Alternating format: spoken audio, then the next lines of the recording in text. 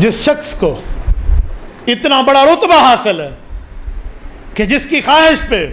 قرآن کریم کی تقریباً 22 مقامات پر 50 آیتوں کا نزول ہے، امیر المؤمنین خلیفۃ المسلمین جانشین ابو بکر مکین خنبد خضرا حضرت عمر فاروق رضی اللہ عنہ کو موافقت بالقرآن حاصل ہے کہ جو کہتے تھے قرآن میں آیت بن کے اتر آتی تھی، جسے جنت کی خوشخبری اللہ کے رسول نے یوں دی، فرمایا عمر میں نے جنت میں تیرا گھر دیکھا ہے لیکن تیرے گھر کے اندر نہیں گیا، تیری دلہن ایک حور وہاں بیٹھی تھی، میں نے سوچا اگر تیرے گھر میں چلا جاؤں تو کہیں تو غیرت نہ کر لے کہ یا رسول اللہ انا اغار علیک، یہ ہو سکتا ہے کہ میں آپ پہ کوئی غیرت کرتا، لیکن عمر فاروق کی دلداری اللہ کے رسول نے یوں کی۔ یہ عمر فاروق جس کے ایک کونے پہ مدینہ کی زمین کا زلزلہ رکا اور قیامت تک روکا رہے گا جب تک دجال کے 3 زلزلے موعودہ نہیں آئیں گے، بس جس کی آواز ساریہ بن زنیم تک ہوا لے کر چلی، جس کے خط پہ دریائے نیل کا پانی 16 ہاتھ اوپر چلا اور قیامت تک چلتا رہے گا، اور جس کی چادر سے ہررا کی آنکھ بجھی، یہ عمر فاروق جو زمین کے کوڑے پر زمین کا زلزلہ روک دیتا تھا اور کہتا تھا فرات کے دریا کے کنارے کتا مر جائے تو عمر سے پوچھو گی۔ یہ عمر جب امیر المؤمنین کے درجے پر فائز ہوتے ہیں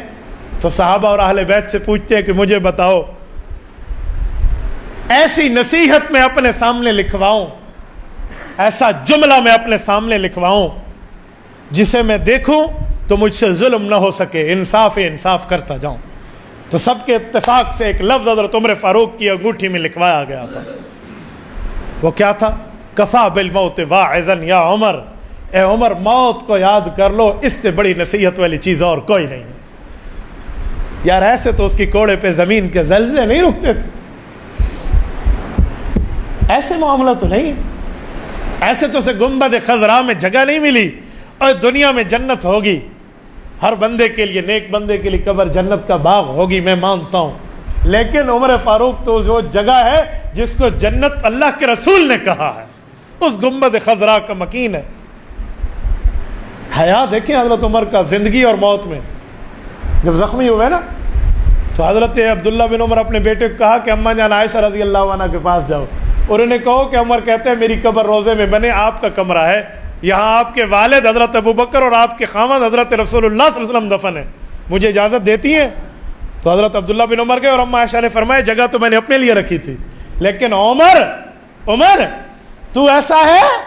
کہ تجھے میں خود پہ ترجیح دے کر جگہ دے رہی ہوں۔ حضرت عمر کے پاس آ کر بیٹا کہتا ہے، اور بیٹے کو حضرت عمر فرماتے ہیں اچھا ٹھیک ہے اجازت مل گئی، ہو سکتا ہے میری زندگی کا حیا کیا ہو کہ دنیا میں جب تک میری سانس چل رہی ہے، جب میں دنیا سے چلا جاؤں ایک بار پھر کنفرمیشن کر لینا کہ واقعی آپ اپنے فیصلے پر قائم ہیں، اگر قائم ہوں تو میری قبر روزے میں بنانا ورنہ جنت البقیع لے جانا۔ دیکھیں حیا، دیکھیں وفات کے بعد، شہادت کے بعد بیٹا پھر گیا تو اماں نے کہا جو کہہ دیا سو کہہ دیا، قبر یہیں بنے گی۔ اور ایک جملہ کہتا ہوں سنو، دل گردہ چاہیے اس بات کو ہضم کرنے کے لیے، خدا کی قسم دل چاہیے اس بات کو سمجھنے کے لیے کہ حضرت عمر رضی اللہ تعالیٰ عنہ تقوی اور طہارت کے کس درجے پر فائز تھے۔ جب زخمی ہے نا، حالت زخم میں، بیٹے نے گود میں سر رکھا ہوا ہے، یوں سر کو سرکایا اور زمین پہ رکھا، بیٹے نے کہا کیا ابو؟ کہا مجھے رکھنے دے زمین پہ، اور اپنے سر کو زمین پہ رکھ کے یوں زمین سے رگڑ کے کہا وَيْلٌ لَكَ يَا عُمَرْ إِن لَّمْ يَغْفِرْ لَكَ رَبُّكَ، عمر رب نے معاف نہ کیا تو نہیں بخشا جائے گا، تو نہیں بخشا جائے گا۔ یہ عمر فاروق رضی اللہ عنہ کہہ رہے ہیں جس کو جنت کی ٹکٹ رب دے رہا ہے اور خوشخبری رسول اللہ دے رہے ہیں۔ ہم کس باغ کی مولی، ہم کس کھیت کے لوگ ہیں، ہم کیسے اپنی بخشش اور مغفرت کے دعوے کرتے پھریں؟ بس آخرت سامنے رکھیں، قیامت سامنے رکھیں، قبر سامنے رکھیں، موت سامنے رکھیں، پھر آپ کام کریں، اللہ آپ سے راضی رہے گا، اللہ آپ سے خوش رہے گا، وہ دنیا ہو یا وہ آخرت ہو، وہ دنیا ہو یا وہ آخرت ہو، کوئی سا کام ہو، اللہ کا خوف سامنے ہو۔ دنیا کچھ کہتی رہے آپ کو کوئی پرواہ نہیں، اللہ آپ سے راضی رہے، اللہ راضی رہے۔ توحید تو یہ ہے کہ خدا حشر میں کہہ دے یہ بندہ دو عالم سے خفا میرے لیے ہے۔ تبارك الذي نزل الفرقان على عبده ليكون للعالمين نذيرا